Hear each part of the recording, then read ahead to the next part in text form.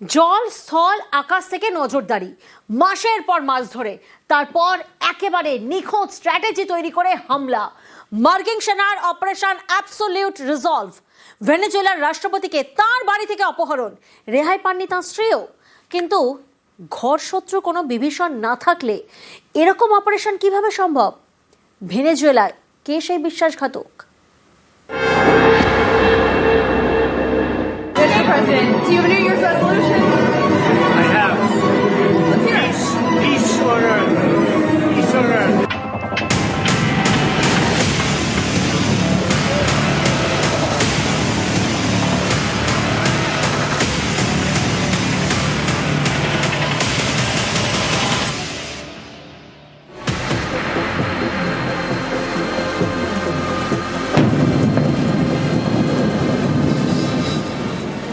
একটা দেশের রাষ্ট্রপতিকে তার বাড়ি থেকে অপহরণ করে নিয়ে গেল America.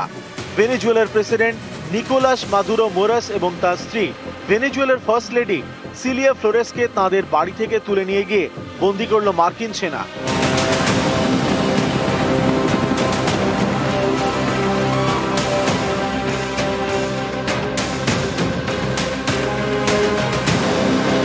At 10:46 p.m. Eastern Time last night, the president ordered the United States military to move forward with this mission. Aircraft began launching from 20 different bases. In total, more than 150 aircraft, bombers, fighters, intelligence, reconnaissance, surveillance, rotary wing were in the air last night. অনেকে মনে করছেন এরকম অপারেশনের পিছনে নিশ্চয়ই ভেনেজুয়েলার কেউ না কেউ আছেন, যিনি ঘর শত্রু বিভীষণ। না হলে এত খুঁটিনাটি প্ল্যান করে কিভাবে সম্ভব? ভেনেজুয়েলার সে মির্জাফরটি কে?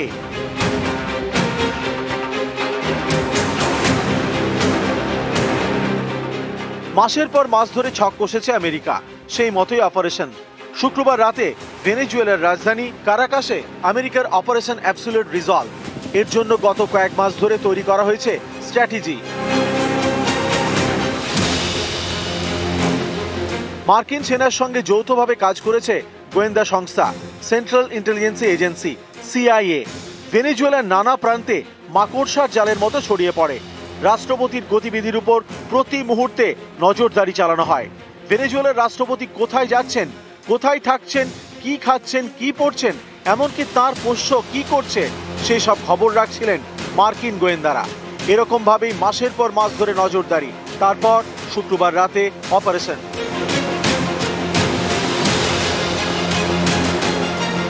Was the culmination of months of planning and rehearsal. We watched, we waited, we prepared, we remained patient and professional. হামলার আগে ভেনেজুয়েলায় কমিউনিকেশন সিস্টেম ব্লক করে দেওয়া হয়। আকাশপথ ও জলপথ ব্লক করে দেয় আমেরিকা। ভেনেজুয়েলার সেনাঘাঁটিতেও হামলা চালানো হয়। তারপর প্রেসিডেন্টের বাড়িতে হামলা।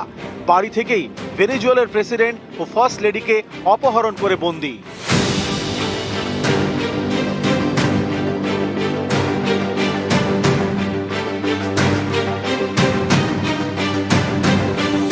I want to thank the men and women of our military who achieved such an extraordinary success overnight with breathtaking speed, power, precision, and competence.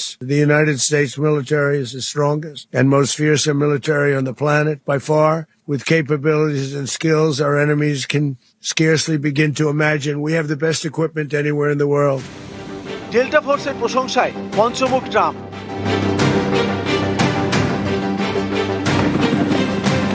Delta force তৈরি করা হয় 1977 সালে। আমেরিকান সেনার বহু গোপন এবং ঝুঁকিপূর্ণ অভিযান চালিয়েছে এই এলিট ফোর্স, যেমন পাকিস্তানে ঢুকে ওসামা বিন লাদেনকে খতম করা। The United States has conducted an operation that killed Osama bin Laden. Delta ফোর্সের টার্গেট কখনো লাদেন তো কখনো আবার বাগদাদি। Abu Bakr al-Baghdadi is dead. বিশেষজ্ঞদের মতে লাদেন থেকে বাগদাদি প্রত্যেকেই ছিল জঙ্গি, কিন্তু মাদুরো তো একটা দেশের মাথা।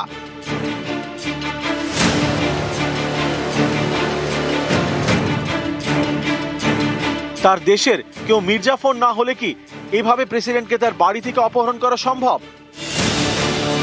এই সূত্রে অনেকে বলছেন ভেনেজুয়েলার বিরোধী নেত্রী মারিয়া করিনা মাচাদোর কথা। গত বছরের নোবেল শান্তি পুরস্কারে জয়ী এই মানবাধিকার কর্মী নোবেল পুরস্কার পেয়ে তিনি সেই সম্মানকে ট্রাম্পের উদ্দেশ্যে উৎসর্গ করেছিলেন। শুধু তাই নয়, ভেনেজুয়েলার মার্কিন সেনা অভিযানের পক্ষেও বারবার গলা ফাটিয়েছেন। সেই মাচাদো ইতিমধ্যেই জানিয়ে দিয়েছেন ভেনেজুয়েলার প্রেসিডেন্টের চেয়ারে বসতে তিনি প্রস্তুত। এসবে জল্পনা বেড়েছে। অনেকেরই প্রশ্ন, ভেনেজুয়েলার প্রেসিডেন্টের সঙ্গে বিশ্বাসঘাতকতা করলো কে? মাদুরোর মির্জাফরটি কে? নিউজ 18 বাংলা।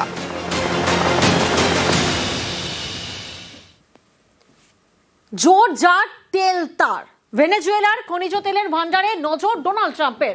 তাই মাসের পর মাস ধরে প্ল্যানিং, তারপর নিখুঁত operation.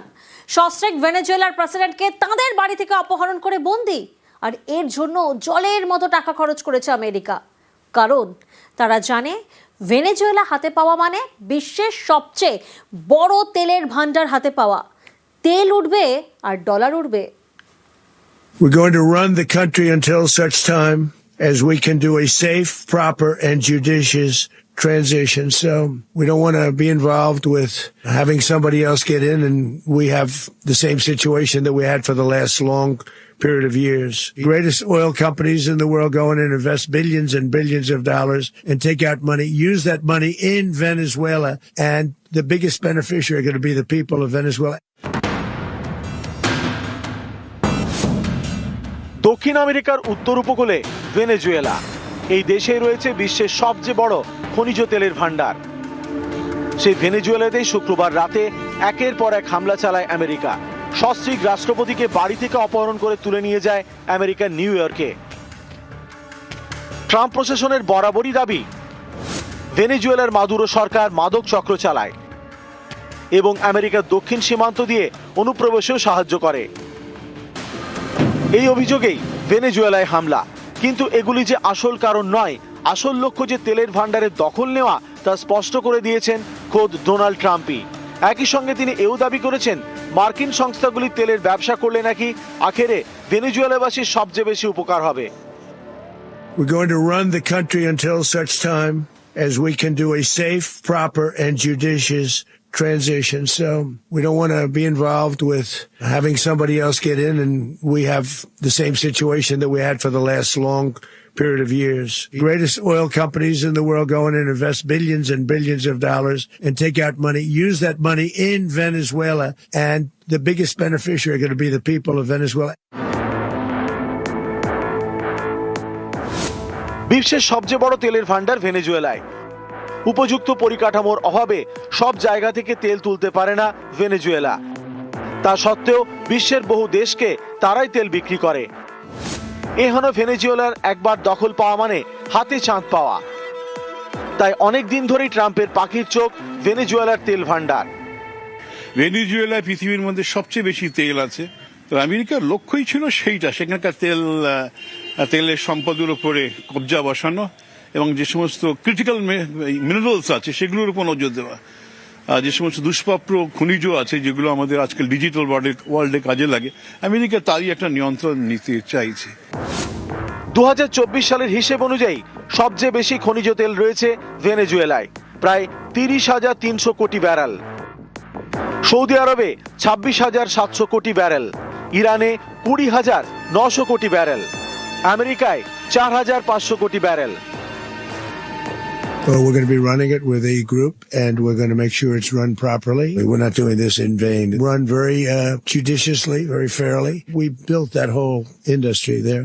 Make Venezuela great again. The greatest oil companies in the world go in and invest billions and billions of dollars and take out money, use that money in Venezuela, and the biggest beneficiary are going to be the people of Venezuela. America চিরকালই Latin America ধরনের কাজ করে এসেছে। Donald ট্রাম্পের ভেনেজুয়েলার তেল চাই, খনিজ পদার্থ চাই। ডোনাল্ড ট্রাম্প যেটা করছে এটা কোনো রাষ্ট্রীয় ইন্টারেস্টে করছে না, ব্যক্তি ইন্টারেস্টে করছে। নিউজ 18 বাংলা।